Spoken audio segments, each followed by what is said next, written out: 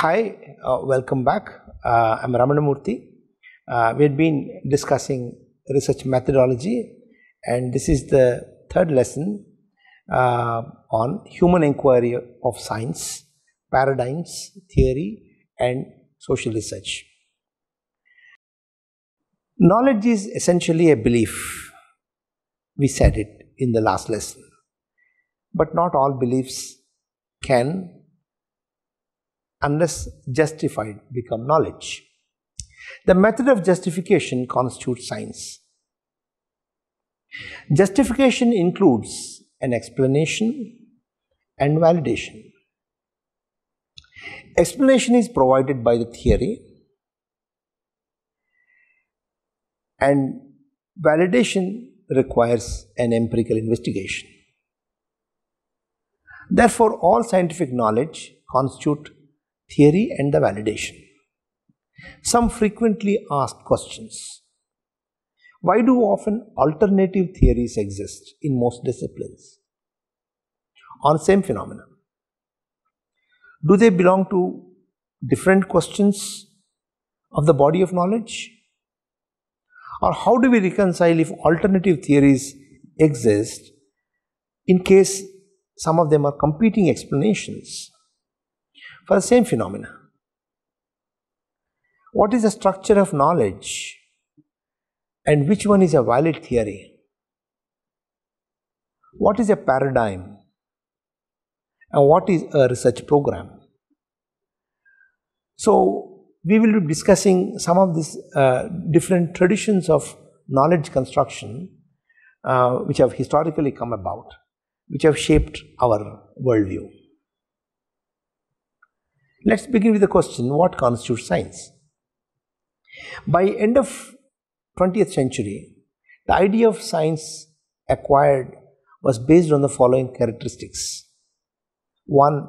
Science is a unified body of knowledge, which is called scienticism.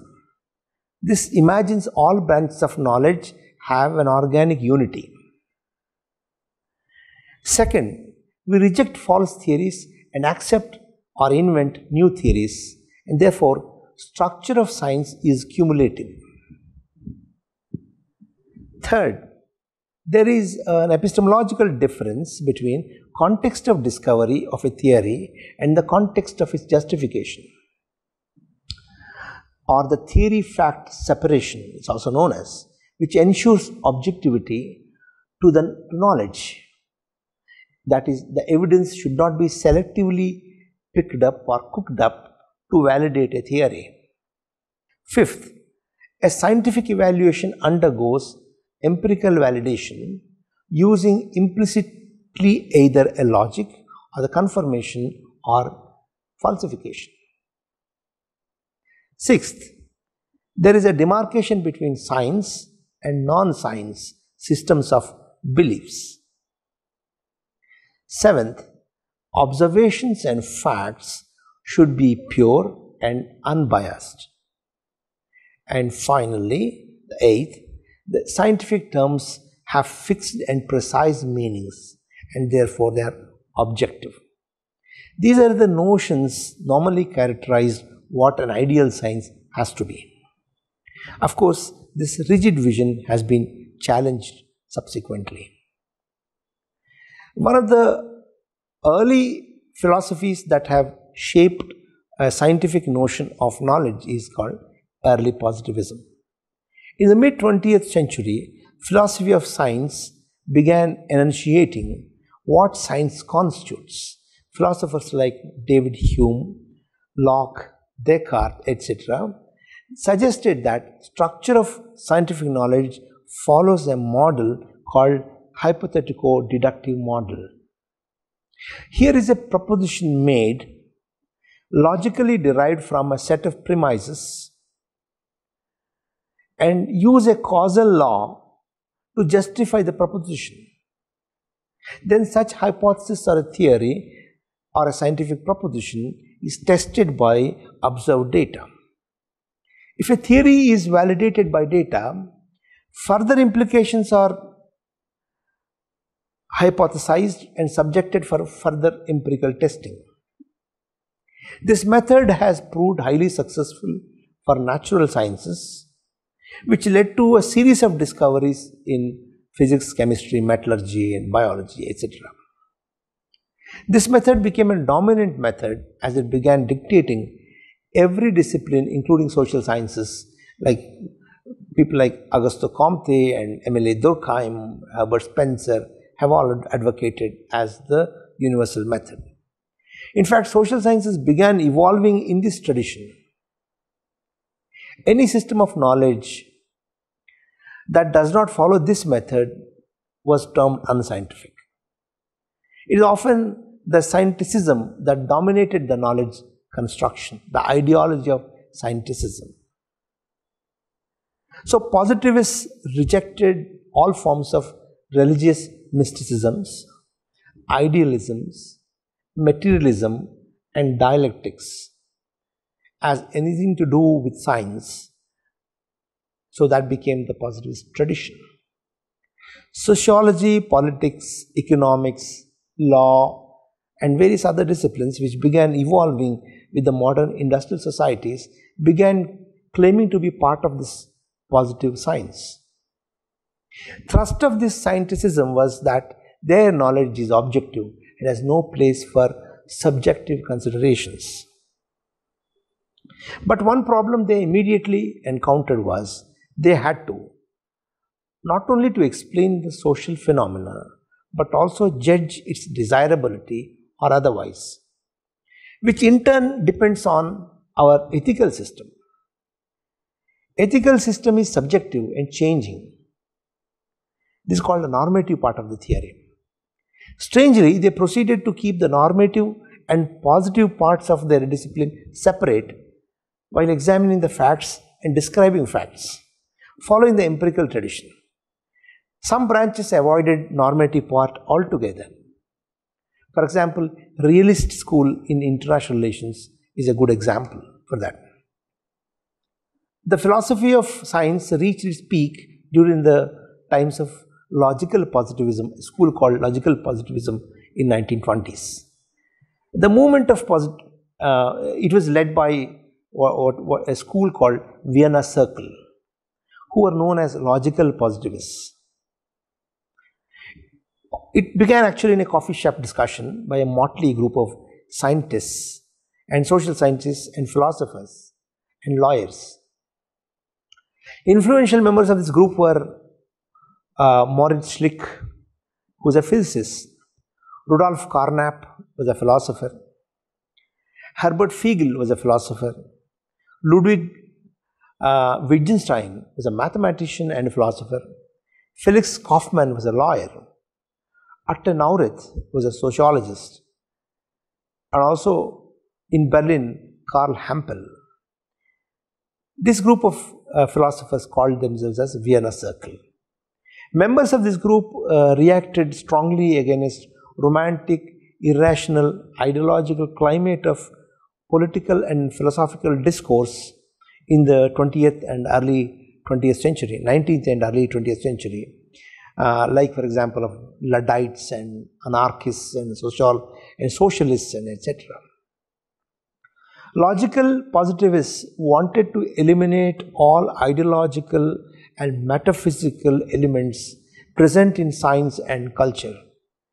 They believed that science should be relieved of several pseudo-scientific theories, such as eugenics, and several psychoanalytical theories, such as Freudian, which are experimentally cannot be completely verifiable. And there are 5 tenets which logical positivists demanded. 1. All knowledge is knowable only by sensory perceptions, should be considered as science. Anything simply imagined by sitting under a tree cannot qualify as a science. Second one is there is no place for metaphysics in science or philosophy of science. This should be done by eliminating all theories based only on analytical statements which don't require facts or to support their validity. For example, all husbands are married men this is a banal statement. This is called pure analytical statement. All husbands are married men, by definition, which is true and doesn't require any validation by experience. Science is value free and based only on objective facts. That's what they believed. There is only one method of establishing knowledge in all fields, natural or social. That's what they believed. Whether social sciences or hard sciences, all should have only one method. The fourth one is that the method of establishing knowledge is method of verification. Verification will lead to laws, and implications of the laws can be further tested, and model of explanation of this model of explanation is called hypothetico-deductive model. The science is an enterprise involved in cumulative growth of knowledge. An extreme form of this logical positivism prescribed a common structure for all scientific explanations by Karl, Hampel and Oppenhiem. According to them, a scientific explanation should have at least one general law that combines some antecedent conditions to result in a consequent outcomes. That is, cite a cause and explain with a law an event that has occurred empirically, you observe it. The logic of inference simultaneously results in prediction. Explanations are ex post, predictions are a priori. Prediction is deduced from a statement from initial condition under a universal law about a future event. Thus, explanation is deduced from initial conditions and the universal law about a past event. Thus, an explanation is a prediction written backwards. This is called a symmetry thesis. It suggested that if something has got a very good prediction, that means it has got a good explanation, which is a highly controversial claim, because if something has a good prediction, that could be simply because of some spurious correlation. So hence, to demand that prediction as a necessary condition, and the prediction and explanation are two sides of the coin, is an extremely difficult and dangerous argument. Logical positivism began emphasizing that prediction as the hallmark of science. The symmetry thesis, that is the prediction and the explanation are two sides of the same coin, is called symmetry thesis, has come into a severe criticism, because prediction could be simply momentary and may fail over period. Second, by this logic, only physics and chemistry are qualified as sciences. And since accurate predictions are possible only there, not even biology or medicine, forget about social sciences, can actually qualify as a science. Geology, even geology does not qualify, because geology can explain why earthquakes happen, but it cannot predict. So if you make prediction as a necessary condition to be qualified, many disciplines won't even qualify to be a science, including medicine. Sometimes there will be antinomies. Antinomies are competing hypotheses, both being equally plausible. They are called antinomies. Until a decisive evidence emerges, two theories can compete. The best example was Darwin versus Lamarck. Lamarck contended that the effort to reach higher leaves made giraffes taller. Their neck progressively got elongated and they ended up with the long necks. Darwin maintained that the scarcity of leaves at the lower levels of the branches of trees made short giraffes not to survive and they passed away, and giraffes are left with only longer necks which can reach the longer leaves, and they survived. So these two hypotheses competed until for a very long time.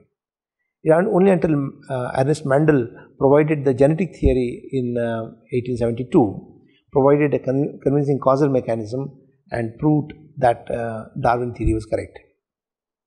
Similarly, examples of Freudian theory of human behavior in psychology and Durkheim's theory of suicides. It's not possible to rule out them as completely unscientific, because predictions are difficult because too many factors interfere in the antecedent conditions without any systematic pattern.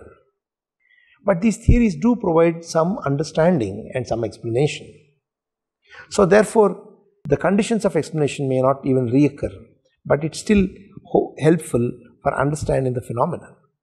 So some theories can increase understanding even if they may not give us a complete understanding.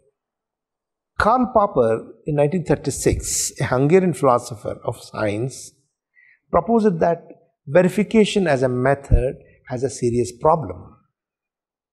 As we all know that David Hume himself has proposed that induction is not an adequate method to draw a rational science. So Karl Popper thought he would solve the Hume problem, the problem of Hume. So as an alternative to verification as a method, he suggested that falsification is the method of science. A scientist has to propose a hypothesis and he should subject it for intense falsification through empirical testing. If it is not falsified, then the theory has to be accepted tentatively as a valid theory until it is falsified by some other evidence, some other time. Science should make falsifiable hypotheses. If a discipline is not able to make clearly a falsifiable hypothesis, it is not a science. Thus, falsifiability is a criterion to demarcate between science and non-science. Popper thought only physics, chemistry have reached full status of science, while biology, medicine, economics have somewhat below them. Other social sciences won't even qualify as a science according to Popper. Well, Popper won many fans for his falsification theory, but even there are problems with falsification because it is not a sufficient method to dismiss the theory. Unless a preponderance of evidence is gathered to dismiss a theory, a small element of invalidation may not make a theory completely irrelevant, because the theory may say that that's an exception. Therefore, it is rather naive to propose falsification as a criterion to decide what is science. So, in order to understand the structure of knowledge and how knowledge science progresses, we have Thomas Kuhn in 1976, a historian of science, made a significant contribution by suggesting that the structure of science exists in paradigms and revolutions. He proposed that theories do not exist in isolation, nor they are dropped because a few anomalies.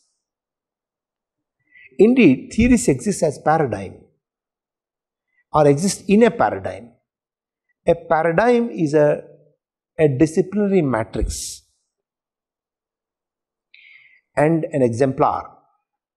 It consists of successful theories which explain and predict some phenomena based on certain core beliefs, assumptions which are not subjected for any empirical testing.